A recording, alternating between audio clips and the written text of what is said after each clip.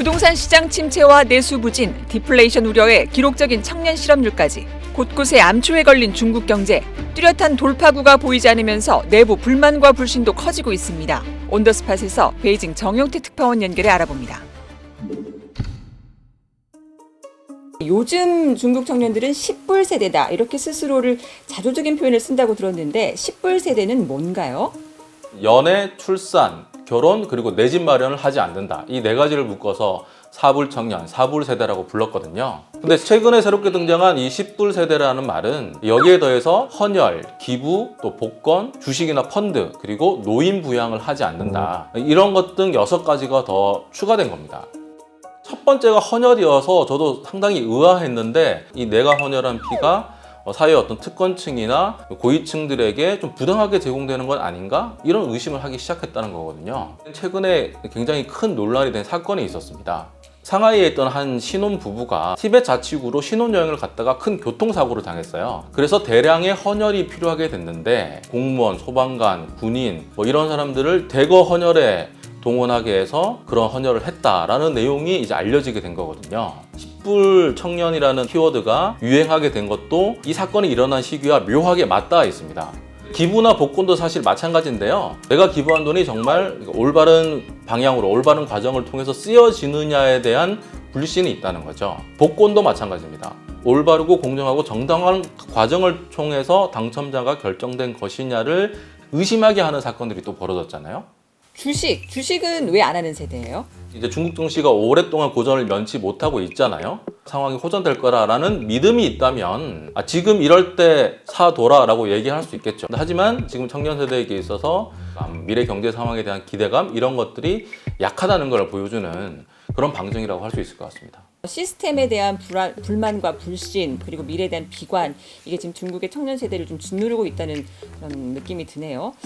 사실은 이제 이 10불 청년 세대의 마지막 조항이 감동하지 않는다는 거거든요. 한자로 표현하면 불감동인데요. 열정이나 패기, 깊은 감정적인 감수성 이런 것들이 이제 청년이나 청춘에 따라붙는 말들이잖아요. 하지만 이 감동하지 않는다는 말이 붙었다는 것은 이 사회나 미래에 대해서 좀 더 회의적인 시각으로 보고 있다. 이런 지금의 정서가 반영되어 있는 것 같습니다. 您多大今年？照应30吧，反正我的目标就是再活30年，不结婚不要孩子。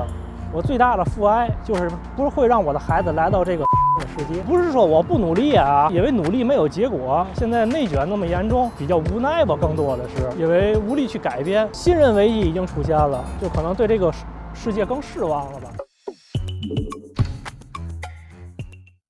작년에는 국가 통계까지 중단할 정도로 청년 실업률이 심각했어요. 여전히 상황이 좋지 않은 것 같은데 그래서 그런지 절약 중독, 저축 중독 이런 말까지 유행을 하고 있다고 들었어요. 봉쇄형 방역 정책이 풀리고 나면 경제가 바로 좋아질 거라는 기대가 있었는데 그렇지 못했다는 겁니다. 아끼고 아껴서 저축을 하다 보니까 이것도 습관이 되고 중독이 되고 더 극단적으로 아끼게 되더라는 그런 경험담이 청년 세대 사이에서 퍼지게 된 거죠. 쓰레기통 하나도 사는 게 아까우니까 대형 생수통을 잘라서 쓴다거나 비누받침도 하나 사지 않고 생수통 뚜껑을 활용한다거나 음료수를 마시고 남은 플라스틱 컵을 다시 재사용한다거나 이런 극단적인 그런 절약과 저축의 모습을 서로 공유하면서 일종의 이게 SNS상에서 자랑거리처럼 무용단처럼 이렇게 공유가 되고 있는 겁니다. 중국 정부가 2023년을 소비 촉진의 해로 공식 선언했거든요. 하지만 그 효과가 미미했다는 겁니다. 오히려 중국 국민들은 저축을 크게 늘리고 현금 보유를 늘리고 금이라는 대체제를 사는 이런 모습을 보이고 있단 말이죠. 소비를 하고 돈을 쓰라는 정부가 원하는 방향대로 움직여주지 않고 있다는 거죠. 지난해 중국의 경제 성장률이 5.2%를 달성한 것으로 발표가 됐는데 다른 나라와 비교하면 굉장히 큰 성장을 한 거잖아요. 근데 오히려 이제 중국 분들은 정말 5.2% 성장을 작년에 한 게 맞느냐 라는 질문을 저한테 오히려 역으로 하더라고요. 그만큼 체감하지 못하고 있다는 뜻인 거죠. 부동산 경기가 침체되고 국민들은 악착같이 저축을 하고 이런 모습을 어디서 많이 본 모습이잖아요. 바로 얼마 전까지만 해도 잃어버린 10년이라는 수식어가 붙었던 일본이 장기 침체에 빠지게 된 초입에 나타나는 모습이 바로 그런 것들이거든요. 중국 경제가 앞으로 이 일본 경제의 과거 모습과 비슷해지는 게 아니냐라는 분석을 하는 분들이 많이 나오고 있는 겁니다. 가장 큰 뇌관, 가장 우려가 큰 게 경제의 상당 부분을 차지하고 있는 부동산 문제잖아요. 직접 둘러본 부동산 시장 경기는 어떤 수준이에요? 전체 경제의 4분의 1가량을 차지한다고 할 정도로 이 부동산에 대한 의존도가 높은 경제 구조로 그동안 성장해 왔잖아요. 지금 중국 전체의 이 미분양된 주거용 부동산, 주로 아파트겠죠. 이 면적이 15억 제곱미터 내지는 30억 제곱미터에 달한다는 통계가 나오고 있어요. 미분양 아파트가 중국 전국에 2~3천만 채가 있다는 거거든요. 다 소진시키는데 최소한 2~3년은 걸릴 거라는 이야기가 나오고 있거든요. 지방의 소도시의 문제가 심각하다고 봤는데 최근에는 베이징, 상하이, 선전 같은 대도시들에서도 직접적인 여파가 나타나기 시작했다는 거거든요. 그래서 제가 가본 곳이 이제 베이징에 있는 통저우구라는 곳인데요. 베이징의 부동산 가격 상승을 주도했던 곳이기도 하거든요. 근데 지금은 저희가 현장을 찾아가 봤을 때 뭐 고급 주택 단지, 아파트, 상업용 고층 빌딩 이런 것들을 막론하고 공사가 중단된 채 수년째 방치되고 있는, 그래서 흉물이 되어버린 그런 건물들을 너무나 쉽게 찾아볼 수 있었거든요. 베이징에 있는 대표적인 랜드마크 상업시설에도 지난 여름에도 이 공실률이 심각하다고 해서 찾아갔던 곳인데 그때 비어있던 사무실이 이번에 제가 갔는데도 또 비어 있었거든요. 그 이야기는 결국은 1~2년 이상 계속 비어있는 사무실들이 그만큼 많다는 이야기예요. 오피스 건물의 공실률이 지금 20%를 넘어섰다고 하거든요. 도심 외곽으로 나가게 되면 20%가 아니라 40%에 육박한다는 겁니다. 공실률이.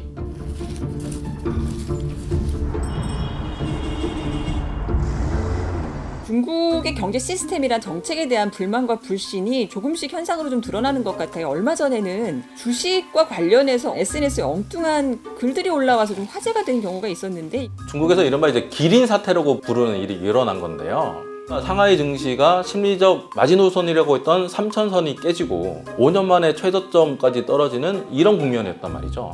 근데 당시에 미국 대사관 측이 자신의 SNS 계정에 올려놓은 가장 최신 글이 미국 정부가 아프리카와 협력해서 야생 기린을 어떻게 보호하느냐에 대한 글이었단 말입니다. 그러니까 뭐 중국 경제나 중국 증시하고는 아무 상관이 없는 그런 기린 게시물이었던 거죠. 근데 중국에 개인 투자를 하시는 분들이 이 계정 게시물에 들어가서 이 10만 개가 넘는 댓글을 달았다는 거죠. 미국이 갖고 있는 미사일을 아껴서 상하이 증권거래소를 폭파해달라. 한마디로 중국 증시가 부진하는 거에 대한 불만을 주중 미국 대사관 웨이보 계정에 있는 기린 게시물에 쏟아냈다는 거죠. 이 중국 측 운영사인 웨이보가 미국 대사관에 달린 댓글들을 지우기 시작했습니다. 그러니까 이 개인 투자자들 어떻게 했냐면 최근에 또 증시가 호조를 보이는 나라들이 일본과 인도잖아요. 전혀 상관없는 그 대사관 게시물에 또 중국 증시를 성토하는 글을 올리기 시작했다는 말이죠. 중국 사람들이 일반적으로 어떤 정부나 체제에 대한 불만을 대부분 잘 표시하지 않거든요. 개인적으로라도 눈에 보이지 않던 불만들이 밖으로 드러났다, 이렇게 볼 수 있을 것 같습니다. 중국 정부는 경제 안 좋다 이런 얘기도 지금 못 꺼내게 하는 것 같아요. 중국 경제의 광명론을 노래하라, 이런 기조를 내세웠다고요? 네, 사실 뭐 서방 언론들이 중국 경제 구조에 대해서 비판적으로 보고 비관적인 전망을 내놓는 건 어제 오늘 일이 아니잖아요. 근데 최근에 와서 달라진 것은 중국 내부에서도 어떤 그런 기류가 나타나기 시작했다는 거거든요. 증권사라든가 리서치 기관에서 중국 정부가 기대한 것과 좀 다른 성장률 전망치를 내놓는다든가, 아니면 유명 경제 매체에서는 현 정부의 정책으로는 경제를 살릴 수 없다는 취지의 강도 높고 매우 이례적인 사설을 실는다든가, 이런 움직임이 나타났다는 거거든요. 중국 정부로서는 굉장히 민감하게 반응을 할 수밖에 없는 겁니다. 중국 경제에 대한 부정적인 전망, 이런 것들을 내놓는 것도 국가 안보에 위협이 되고 처벌받을 수 있다, 이런 엄포를 내놓기 시작한 거고요. 중국 관영 매체들은 중국 경제가 앞으로 희망적이고 긍정적인 요소가 많다는 기사들을 대거 양산하게 내게 되는데, 그 대표적인 게 중국에서 가장 유명한 관영 매체죠. 인민일보에 실린 전국의 낙관적인 분위기가 가득 차 있다라는 제목의 기사가 등장하게 된 겁니다. 말 그대로 중국 전국에 경제가 잘 될 거라는 낙관적인 분위기가 곳곳에 가득 차 있다는 내용을 기사로 실은 겁니다. 하지만 오히려 이런 움직임을 풍자적으로 해석하는 그런 분위기도 나타나고 있거든요. 무슨 일이 일어나도 전국이 낙관적인 분위기로 가득 차 있다는 말을 붙이는 이런 현상이 나타나기 시작했거든요. 상하이 증시가 5년 만에 최저치로 떨어졌다, 전국이 낙관적 분위기로 가득 차 있다. 또 소비자 물가지수가 14개월 연속으로 하향세를 보였다, 전국이 낙관적 분위기로 가득 차 있다. 이 기사 자체를 풍자의 대상으로 삼아버리는 이런 현상들이 나타나고 있는 겁니다. 중국 경제 위기론이 계속 불거지고 있고 힘든 상황에서 중국 최대의 정치 행사라고 불려지는 양회에 세계의 이목이 쏠렸거든요. 두 가지 회의란 말의 준말입니다. 이 첫 번째 회의는 정협이라고 줄여서 부르는 정치협상회의고요. 두 번째 회의는 전인대라고 줄여서 부르는 전국인민대표대회거든요. 근데 이 전인대가 중요한 이유는 1년의 경제 밑그림을 보여주고 성장률, 목표치, 예산 이런 것들을 발표하는 자리거든요. 그래서 이 양회, 특히 전인대의 총리 업무 보고를 중국 경제를 바라보는 창이라고 그동안 불렀던 거죠. 이번 양회에서 내놓은 큰 그림은 두 가지로 얘기하면 이렇습니다. 첫 번째는 부동산 기업, 파산할 기업은 파산해야 된다.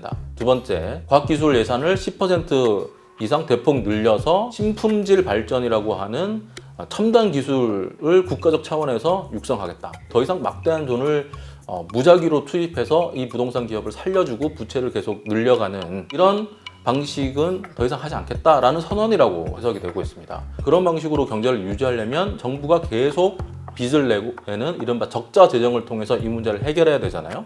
대신 국가의 어떤 총 역량을 첨단 산업 위주에 투입해서 미중 경쟁의 판도를 다시 한번 바꿔보겠다라는 선언을 했다고 해석이 되는 거거든요. 평가의 핵심은 그거인 것 같습니다. 첫 번째는 지금 심각한 위기에 빠져있는 부동산 부분을 막대한 재정 투입을 통해서 해결하지 않고 이렇게 질적 전환, 산업의 전환을 과연 이뤄낼 수 있을 것이냐. 큰 출혈을 하지 않고 문제를 일으키지 않으면서. 두 번째, 미국의 강력한 기술 봉쇄를 뚫고 과연 의지와 국가적 예산 투입만으로 인공지능과 반도체 같은 첨단 산업 부분에서 기술 자립, 독자적인 경쟁력을 갖추는 기술 자립을 할 수 있느냐, 이 부분에 대해서 전망이 엇갈리는 거거든요.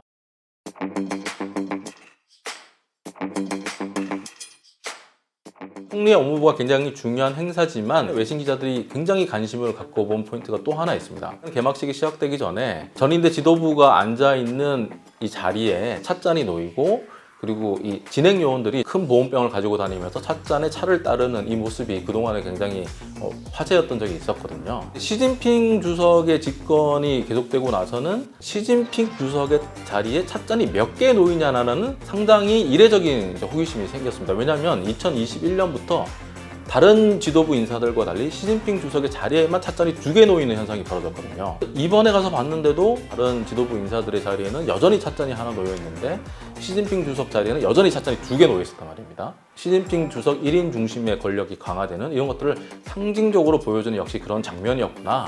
이런 해석을 갖게 됐습니다. 정치계에서 쓰이는 유명한 말 중에 사람이 떠나면 차는 식는다라는 지금 사자성어 같은 게 있거든요. 최고 지도자가 그 직위에서 물러나게 되면 영향력이 떨어진다는 거죠. 아무도 다가와서 뜨거운 새 차를 따라주지 않는다. 시진핑 주석은 지금 2연임만 한다는 관례를 깨고 지금 3연임을 했잖아요. 그렇기 때문에 2021년에 시진핑 주석의 자리에만 2개의 찻잔이 등장했을 때 사람은 가고 차는 식는다라는 말이 시 주석 때에는 현실화되지 않겠구나. 시 주석 앞에 놓인 찻잔은 언제나 따뜻하겠구나. 그래서 이게 3년임을 할 수 있다는 암시를 하는 거 아니냐. 뭐 이런 해석도 있었습니다. 왜 이번 양회에서도 2인자였던 총리의 기자회견도 갑자기 폐지가 되고 시진핑의 1인 체제가 더 공고화되는 방향으로 법 개정도 됐었잖아요. 관통하는 흐름이 있는 것 같습니다.